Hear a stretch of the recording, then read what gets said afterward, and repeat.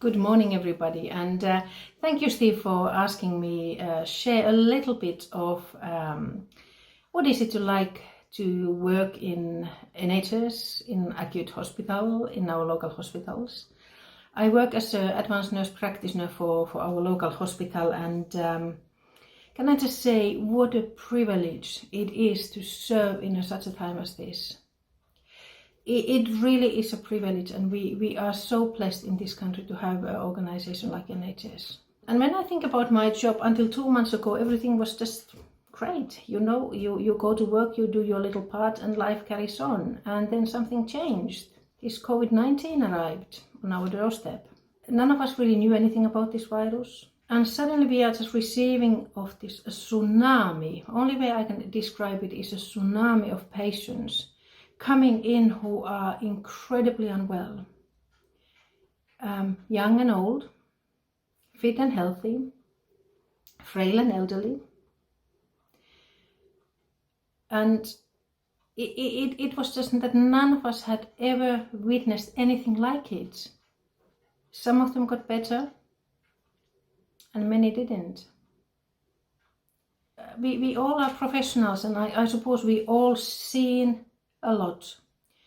And normally when we see something, we just get on with it, we just get the thing done, we do what we need to do, and then we stop and we kind of go it through, and then we think about and talk about it. And but now that was not the case. There was no time to stop. Many of us got pulled into work in our intensive care, where some of us had never worked before. We are working in a very heavy PPE, in the protective equipment. The masks are very tight. The visors you can't really see very well through because they get foggy. The gowns, some of them are just literally like a plastic bags. So you can imagine standing 12 hours in a black plastic bag. You can't just pop to bathroom. You can't hear very well, you can't talk very well, you are incredibly hot.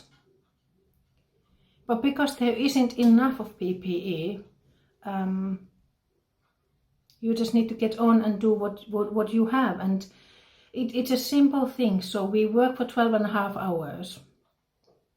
And you can imagine if you are working in a hot environment, in PPE equipment, it's exhausting. It really is. I think that is manageable, but seeing how unwell the patients are and how many of them don't make it, it's heartbreaking. Seeing your colleagues on a ventilator not making it, there's no word for that. Only thing that you can say is just, God, just come and help. And God has been faithful. I think this whole COVID-19 has really made everybody who works in a hospital question their own life, their own mortality. I know many of my colleagues have done their wills. Many who have children have written letters for their children, just in case. Many of my colleagues have chosen to live in a hotel indefinitely to protect their family until this virus is done. So it's not only difficult for us in a hospital, but it's also for our families. To see your mom, your dad, your spouse coming from work, leaving the shoes in a car, tiptoeing on their bare feet from car to the house, getting all the clothes off directly in the washing machine, standing in a shower for a good half an hour, scrubbing themselves. Yeah, I'm sure it affects the family members as well. It's not easy for the patients. Patients, they are very unwell. They are probably in the darkest moments in their lives. They can't recognize any of the nurses, of the doctors, of the cleaners, of the tea ladies, dinner ladies. They all look the same. in a blue gown, in a mask. They can't hear us properly from behind our masks and visors. There's a lot of fear with the patients. The families can't visit. We will try to help with the technology as much as we can to do a phone calls home and do the FaceTime and what have you, but it is not the same as having somebody to hold your hand in your darkest moment. It is not. And as a member of staff, that is heartbreaking to see. Somebody ill and there's nobody to hold their hand.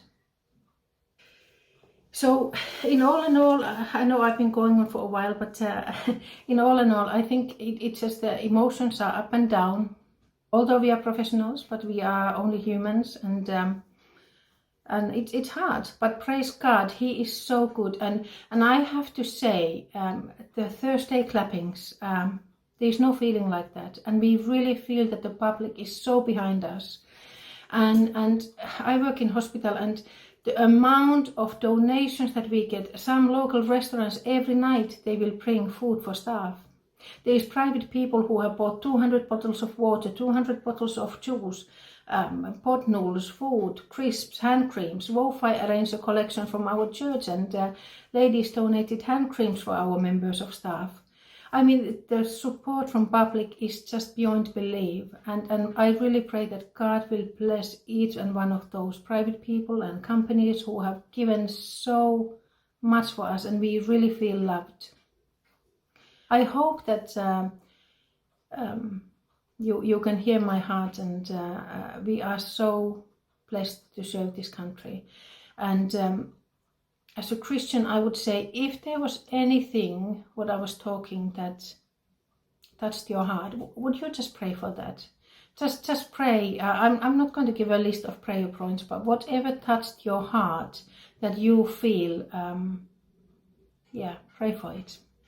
Because the prayer makes the difference, and God is on the throne, and He is doing something so beautiful through this all. God bless you. Okay, thank you.